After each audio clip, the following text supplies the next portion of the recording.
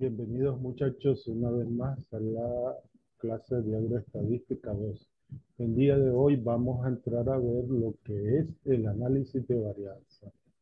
Eh, Vamos a ver el día de hoy lo que es la introducción y lo que son los diseños completamente aleatorios. Eh, los diseños en bloques completamente aleatorios. Bueno, primero que nada vamos a ver que en la clase pasada, en lo que es la prueba de hipótesis, había un inconveniente en cuanto a esa técnica, la que vimos la prueba T. Esa está limitada solamente para dos poblaciones. ¿Qué ocurre si hay tres o más poblaciones? Ya ahí no me sirve esa prueba de hipótesis. Entonces, cuando ocurre eso, vamos a recurrir a lo que es el análisis de varianza. El análisis de varianza lo que estudia es precisamente la diferencia en, o las variaciones en lo que vamos a conocer de ahora en adelante, los tratamientos, que a eso se le va a conocer como variaciones pertinentes, que los tratamientos vienen siendo lo que está siendo estudiado, como por ejemplo cuando veíamos lo que eran las hormonas, entonces eso serían los tratamientos. Y también hay otro tipo de variaciones que lo vamos a tratar de reducir lo más que se pueda, que son las variaciones no pertinentes. ¿Cuáles son estas variaciones no pertinentes? Aquellas causadas por el error, ya puede ser de las condiciones del material que estamos utilizando, por ejemplo, las variaciones en las unidades experimentales, ya puede ser la heterogeneidad del suelo, la característica de los animales, también por un mal manejo de lo que es esas unidades experimentales, porque no se maneja parejo todo. Entonces, esto es los dos tipos de variaciones. Las pertinentes son las que es lo que nosotros estamos interesados que ocurre, que son causadas por los tratamientos. Y las variaciones no pertinentes, que hay varias fuentes de esa variación. Para reducir esas variaciones no pertinentes, entonces se pretende que las unidades experimentales sean lo más parejo posible, lo más uniforme posible. El tamaño adecuado de la unidad experimental tiene que ser, es algo importante. Eh, el número de repeticiones que se vaya a utilizar, repeticiones le vamos a estar llamando el número de elementos que se está probando para cada tratamiento. También el manejo de esa unidad experimental, repito, tiene que ser lo más parejo posible. Eh, Todo debe estar en igualdad de condiciones para que no haya un efecto que enmascare los resultados. Eh, y hay otras fuentes de variación, otras formas de reducir. No, nos vamos a concentrar en los conceptos básicos. Esto se me escapaba, esto lo van a profundizar también en una clase que se llama experimentación agrícola. Entonces, ya hace un rato les había mencionado uno de los conceptos básicos que es tratamiento. En los tratamientos es lo que se está probando. Por ejemplo, el rendimiento de tres variedades de maíz, cuál es el efecto que de cuatro tipos de abono, tres tipos de alimentación de verano en animales, en ganado, y dos concentrados en la alimentación de pollo de engorde. Otro de los conceptos importantes es el testigo.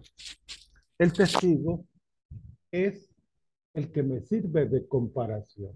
Es un tratamiento más, pero este tratamiento tiene la característica que puede ser el que está siendo utilizado constantemente o popularmente. Por ejemplo, si nos vamos a lo del rendimiento de las tres variedades de maíz, el tratamiento viene siendo el NB6, que ese tipo de variedad de maíz es la que más se utiliza en, en, en el campo agrícola. Tenemos como otro concepto importante lo que es la unidad experimental. La unidad experimental es donde se prueban los tratamientos. Por ejemplo, pueden ser las parcelas, pueden ser los animales, pueden ser hasta las maceteras. Dentro de los principios de la experimentación, vamos a ver que se debe de conocer la especie que se va a investigar, dónde se va a investigar, delimitar el problema, ver qué tipo de experimento, si es un experimento simple, ¿verdad? Si es unifactorial, cuando solo hay un factor que está influyendo en la variación. Factor viene siendo también como lo de los tratamientos. Este, Pueden ser factoriales cuando hay dos condiciones que están afectando eh, los resultados de ese experimento. También pueden ser complejos durante varios años, ¿verdad? Bueno, vamos a ver lo que se conoce como diseño completamente aleatorio. En, y ahora en adelante solo lo vamos a llamar DCA. Ok, supongamos que tenemos un número determinado de tratamiento. Entonces, este, vamos a Vamos a ver, aquí tenemos los tratamientos repartidos. Uno, dos, hasta T. Pueden ser dos o más, de hecho. Eh, Cuando aplicamos todo el proceso, ustedes van a obtener resultados. Los resultados, aquí tenemos para el primer elemento que fue sometido a estudio con el tratamiento uno. Aquí está el tratamiento.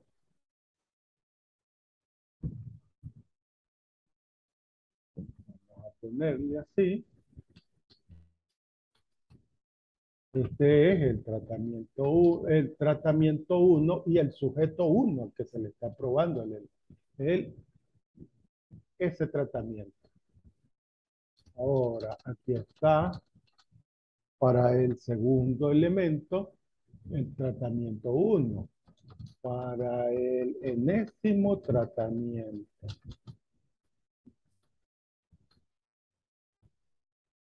o repetición, como les había mencionado hace un rato. Aquí están lo que son los totales. Los totales, bueno, ya me sale. Los totales son la suma por observación. También están los promedios, que eso nos va a ser útil cuando vayamos a ver lo que se conoce como mínima diferencia significativa o determinar en qué pares de tratamiento hay diferencias significativas. Estos son los resultados, entonces, volviendo acá. Aquí está para el tratamiento 2 el sujeto primero que esté ese tratamiento. Ah, claro, este sujeto nada tiene que ver con este de aquí. El sujeto, el sujeto 2, pero el tratamiento 2. Y así sucesivamente. Eso lo vamos a ver un poco mejor en la práctica. Aquí se debe de crear lo que se conoce como el modelo estadístico del diseño completamente aleatorio. Ese modelo estadístico está dado por esta fórmula, y es su IJ, donde I representa el tratamiento, la repetición, y J representa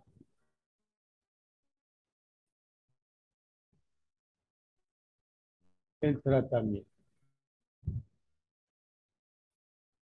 Más bien, pero ahí al revés.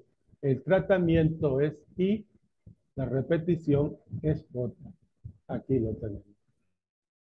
Entonces, se supone, en teoría, que cada observación es igual a un promedio, que este promedio es global, en teoría, más el efecto producido por el tratamiento y más el error experimental. Por mucho que nosotros querramos reducir el error, siempre va a haber alguna pequeña diferencia, sí, que puede ser o no significativa. Entonces, ese es el error aleatorio. Ok, entonces, cuando vamos a plantear un análisis de varianza, entonces vamos a hacer otra prueba de hipótesis más, un poquito más compleja. Entonces, aquí solo se prueba esta hipótesis nula y esta hipótesis alternativa. La hipótesis nula, ¿qué es lo que me dice? Dice que la diferencia no es significativa entre el promedio I y el promedio J. Y dicho de otra forma, el efecto de los tratamientos es el mismo. La hipótesis alternativa, como lo vimos en las clases anteriores, contradice a la nula. Dice que no, el promedio no es el mismo. De otra forma, la diferencia es significativa en al menos una pareja de tratamientos. Eso es lo que dice la hipótesis nula y la hipótesis alternativa. Entonces, cuando ya planteamos la hipótesis nula, vamos a lo que es la tabla de Andeva del diseño completamente aleatorio. Las tablas, cualquiera que sea el modelo, va a tener estas 5 columnas. La primera se llama fuentes de variación. Las fuentes de variación, que es el diseño completamente aleatorio que influye, son los tratamientos, el error y el total. Los tratamientos es lo que estamos sujetos a estudio, ¿verdad? Lo que se está estudiando. Los grados de libertad para los tratamientos va a ser el número de tratamientos menos 1. Vamos a encontrar la suma de cuadrados, esta formulita que está acá. Después que tenemos esa suma de cuadrados, este resultado lo dividimos entre sus grados de libertad. Esto lo vamos a dar pendiente por el momento hasta que veamos el error. La fuente de variación del error, los grados de libertad, son tratamientos por el número de repeticiones menos 1. La suma de cuadrados del error viene siendo la diferencia entre lo que es la suma de cuadrados totales, lo que está por acá, menos la suma de cuadrados de los tratamientos. La suma de cuadrados de los totales, vamos a ver que es una doble sumatoria, o sea, la suma tanto por tratamientos como por repeticiones, menos algo que se conoce como factor de corrección. Ya vamos a ver más adelante cómo se calcula eso. Eh, entonces, estas son las fórmulas. Para el cuadrado medio, que es lo que me interesa del error, va a ser lo que me dé aquí esta diferencia entre sus grados de libertad. Y por último, lo que es el estadístico de prueba. Todo lo que estamos haciendo, lo único que vamos a ocupar al final es este resultado que tenemos acá, que es la división de lo que me dio aquí entre lo que me dé acá. Ese va a ser el estadístico de prueba. Aquí está lo que significa cada una de estas cositas, ya se las había mencionado hace un rato. Aquí está lo que es el factor de corrección. El factor de corrección dice que va a ser x punto punto, pero al cuadrado. ¿Qué es x punto punto? X punto punto es la suma de todas estas observaciones. La suma de todos. desde este valor hasta este valor, pero elevado al cuadrado, dice allí, entre número de tratamientos por el número de repeticiones. La hipótesis nula la vamos a rechazar solamente si el resultado que me dé aquí es mayor que el valor de el estadístico comparativo, que se lo vamos a dar en una tabla que está al final del documento. Vamos a irnos, por acá lo tenemos. Este es el estadístico comparativo. Entonces agarramos un valor de acá, ya vamos a ver cómo, y después, si ese valor es menor que el valor que me dio aquí, entonces se rechaza la hipótesis nula. Vamos a ver un ejemplo que ya lo conocemos, el de los pollos. Esto del análisis de varianza se puede aplicar tanto para dos tratamientos o más. Esa es la ventaja. Podemos, este sí puede trabajar con este, y la conclusión a la que llegamos en el caso anterior, en la prueba T, tiene que ser la misma que nos dé acá. No puede haber variación. Entonces, recordando, en un experimento se probaron dos hormonas sexuales. A 11 pollos se les suministró la hormona A, la testosterona, y a otros 11 pollos la hormona C, dihidroendosterona. Eh, Aquí están los tratamientos, el tratamiento A y el tratamiento C. Estos nos lo vamos a llevar a Excel. Vamos a una vez más a trabajar en Excel. Todo lo que tenemos acá lo vamos a hacer en Excel para facilitarnos un poquito el trabajo.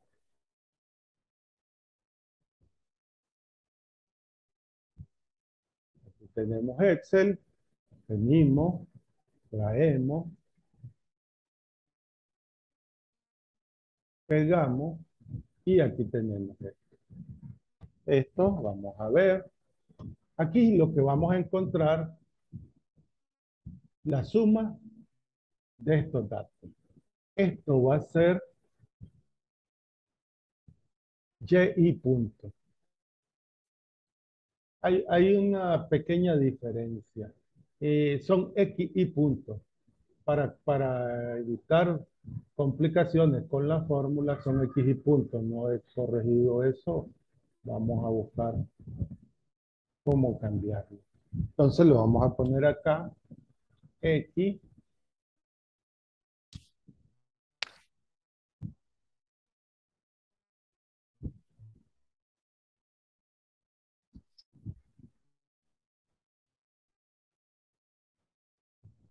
Esperen un minuto.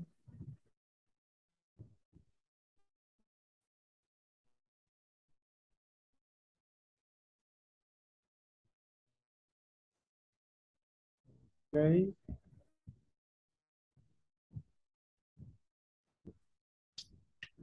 Sería X y punto. Eso es lo que nos va a dar acá.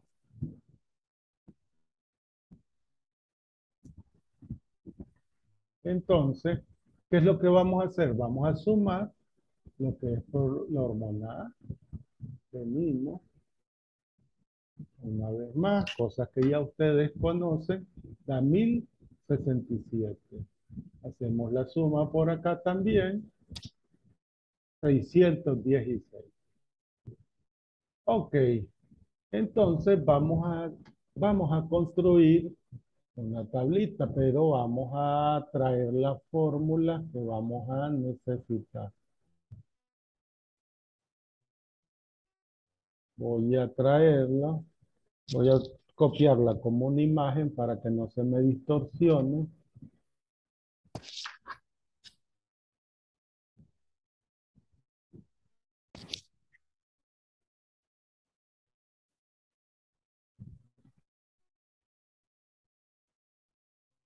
Aquí la tenemos.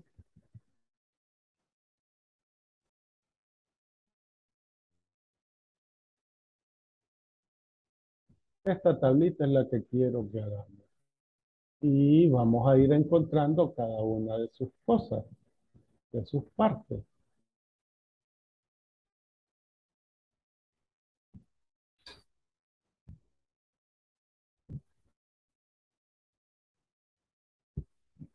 Diseño completamente aleatorio para, más bien la tabla de Andeva para un diseño completamente aleatorio. Ok, siempre que vamos a hacer la tablita, primero vamos a buscar la suma de cuadrados totales. Suma de cuadrados totales, que es la que está al final, esta de acá. Esta fórmula que está acá un poco horrible, vamos a ver que no es tan complicada. Por un lado de la tabla vamos a hacer lo siguiente. Voy a ir calculando los cuadrados de cada uno de estos datos. Entonces voy a hacer por acá, voy a hacer acá. Comenzamos con igual siempre. Recuerda que para el cuadrado es como que multiplique esa cantidad por sí mismo. De 4 por de 4 en este caso, en mi tabla de Excel.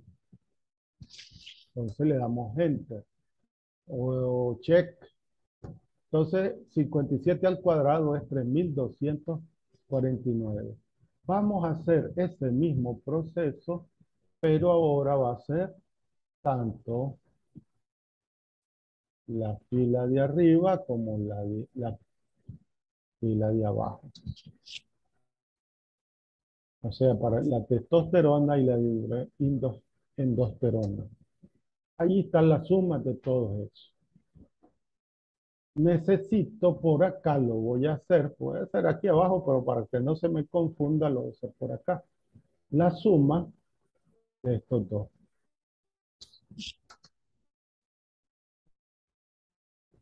Este es 1683, es otro dato que voy a ocupar. Vamos a ver, a este le vamos a llamar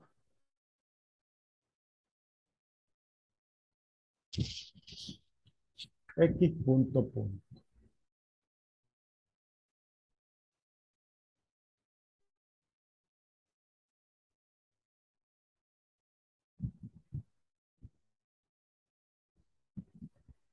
No se ve muy bien, vamos a tener que volverlo a hacer.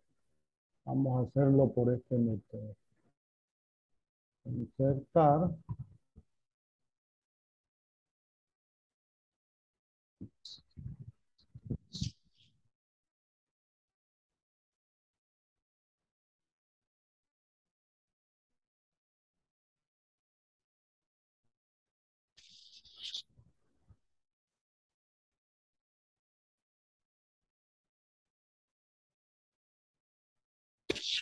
X punto punto. Listo. Está mejor.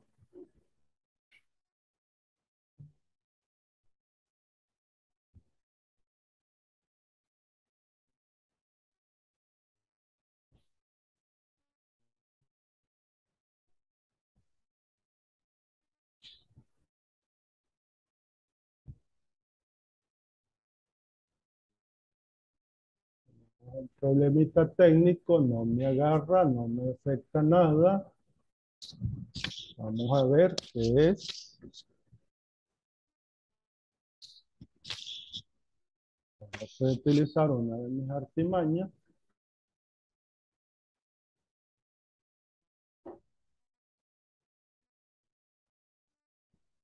Como está fallando.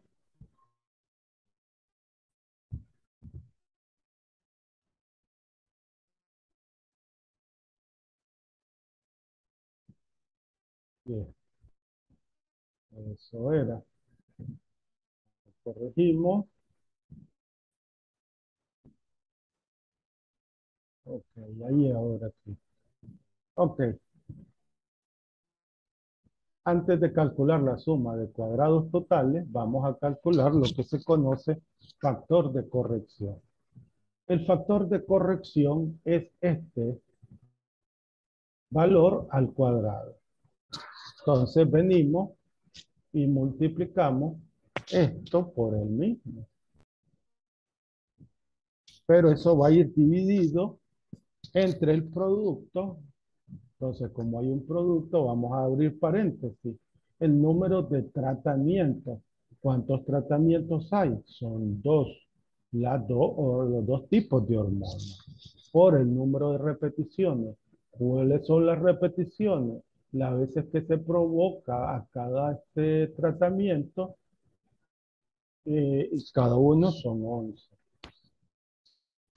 Entonces, 2 por 11 entre 22. Entonces, el factor de corrección, 128.749. Ahora sí, vamos a calcular eh, la suma de cuadrados totales. La suma de cuadrados totales. Dice que es la doble sumatoria de los cuadrados de cada observación. Entonces, cada uno de estos que están por acá. Entonces, los cuadrados ya los tengo aquí abajo. Vamos a hacer esa suma, menos el factor de corrección. Entonces vamos a hacer esto. Vamos a darle autosuma y vamos a sombrear los cuadrados. Eso que está aquí, feo, que aparentemente es todo feo, nada de eso es. Es esa suma que está ahí, ya lo tengo.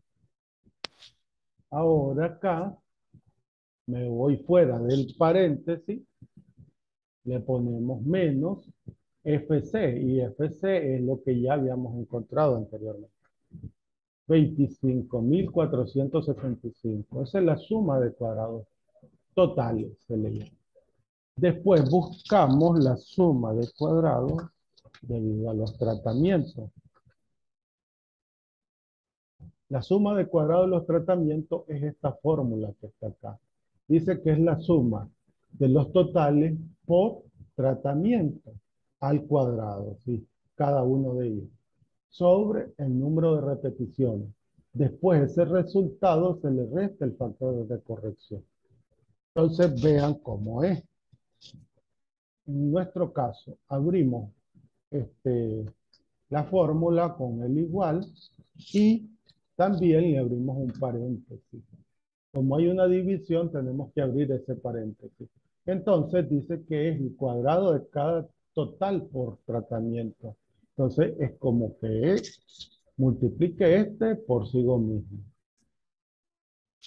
Más, tenemos la fórmula, son la suma de los cuadrados, este por el mismo. Cerramos paréntesis y eso lo dividimos entre el número de repeticiones. ¿Cuántas veces? Son 11. 11 pollos para cada uno. Eso es la primera parte de acá, menos el factor de corrección. Y el factor de corrección, aquí lo tenemos. 9.245. Luego buscamos la suma de cuadrados debido al error. La suma de cuadrados debido al error, dice acá la fórmula, es la suma de cuadrados totales, esta que está aquí, menos la suma de cuadrados de los tratamientos, esto de acá. Entonces, comenzamos siempre con igual, 25.465.5 menos 9.245.5. Eso da 16.220. Ya tenemos los elementos necesarios para hacer esta tablita de acá. Entonces, ahora vamos a hacerla por acá abajo. Entonces, vamos a tener fuente de variación.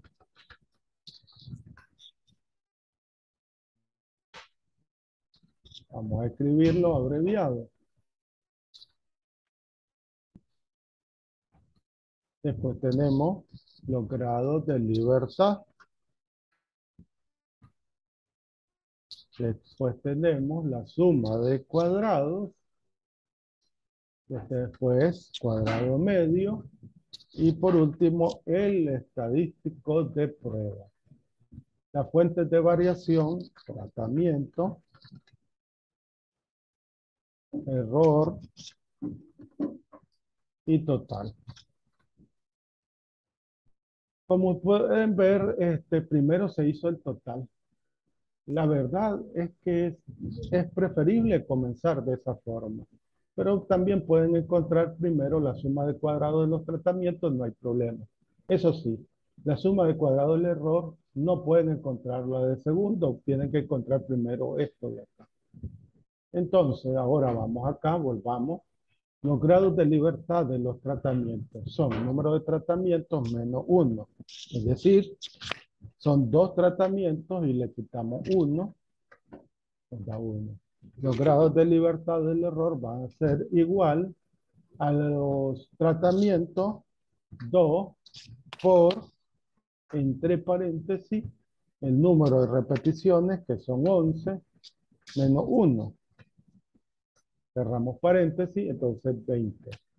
Y los grados de libertad del total son número de tratamiento, 2 por el número de repeticiones, 11, y le quitamos 1.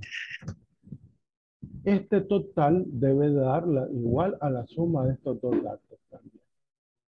Ahora vamos a la suma de cuadrado de los tratamientos primero. Eso ya lo encontramos, que es este 9245.5. Suma de cuadrados debido al error, 16.220. Y la suma de cuadrados debido al total, 25.465.5. Un detalle aquí muy importante. Nunca, pero escuchen bien, nunca uno de estos valores va a dar negativo. Si en algún caso les dan negativo, significa que hay algún error por ahí y tienen que revisar. Un error que muchos cometen es ese que les da negativo. Y aquí deben de recordar un detalle. Esto se llama suma de cuadrados. El cuadrado de cualquier cantidad es un número positivo. Y la suma de números positivos va a dar positivo. Entonces, jamás va a darle negativo a estas cantidades. Vamos ahora a los cuadrados medios. Los cuadrados medios es dividir lo que me dio acá entre sus grados de libertad. En este caso, como es entre 1, da lo mismo. Para acá hacemos lo mismo, dividimos esto entre sus grados de libertad. Acá no interesa.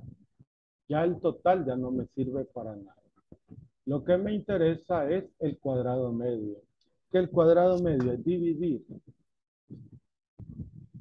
los tratamientos, el cuadrado medio, el estadístico de prueba, perdón, es dividir el cuadrado medio de los tratamientos entre el cuadrado medio del error. 11.40. Este 11.40 lo vamos a evaluar con otro valor F que está en una tablita que les enseñé al final del documento. Entonces, recordemos 11.40. Ese 11.40 lo vamos a llevar a la tabla, al documento en WordMapping. Entonces, aquí tenemos, aquí ya están los resultados de otra forma. Por acá está la tabla de Andeva, que ya les había mencionado, el 11.40 aquí lo tenemos. Ahora vamos a buscar el estadístico comparativo. Ese estadístico comparativo dice que va a ser, por acá lo tenemos, Lo vamos a copiar. F sub 0 ya sabemos que es el 1140 que me dio aquí. Entonces,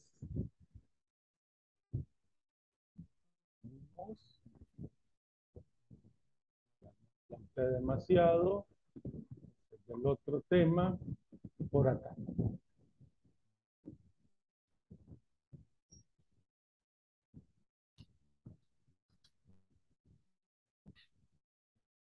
Este F sub 0 es el 1140 que ya tenemos. Necesitamos encontrar F.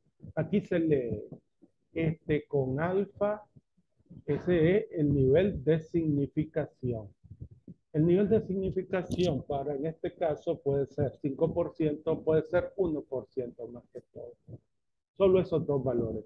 Aquí son grados de libertad de los tratamientos.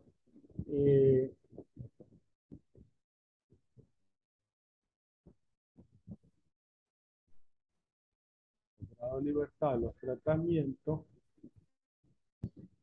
Que tenemos acá.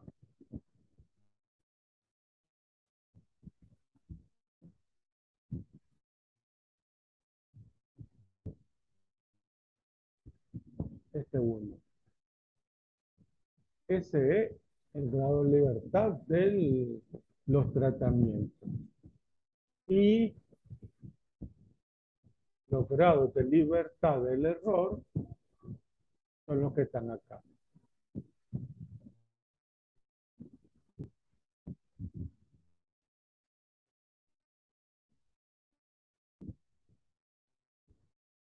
Es decir, 20. Con esos dos datos nos vamos a ir a la tabla que está prácticamente al final del documento. Aquí. Porque aquí tenemos la tabla T de Student que la vamos a ocupar más adelante. Por el momento no lo. Entonces venimos acá. Los grados de libertad del numerador vienen siendo los grados de libertad del tratamiento. Entonces, son 1. Y los grados de libertad del error vienen siendo lo que va a estar por acá abajo, o sea, en el denominador, lo que aparece acá, 20. Entonces aquí está 4.35. Ese 4.35 lo llevamos al ejemplo.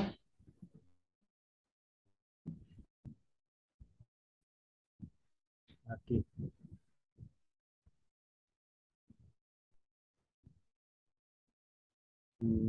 Pero no es 4.35. Vamos a ver. 5%. Ahí hay que revisarlo bien. Entonces volvemos a la tabla. Entonces, área de, no es el que tenemos por acá. 0.05. Entonces, 1 y 20. 4.35. Ahí hay un error porque 4.96. Es 4.35. Entonces, vamos a corregirlo. Aquí está. Este de acá es 4.35.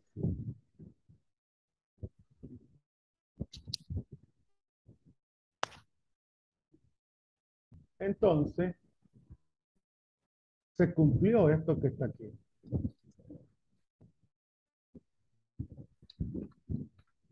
11.40 es mayor que 4.35.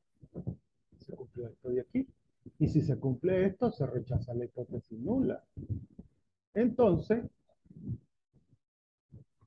la hipótesis nula dice que hay igualdad entre las dos hormonas. Al rechazarla, concluimos que no son iguales. Es decir, que la diferencia es significativa a causa de las hormonas. Esa es la conclusión. Bueno, eso es la primera parte. Por aquí lo dejo. Vamos a volver para lo que es el diseño completamente aleatorio en otro video. Gracias. Y nos volvemos.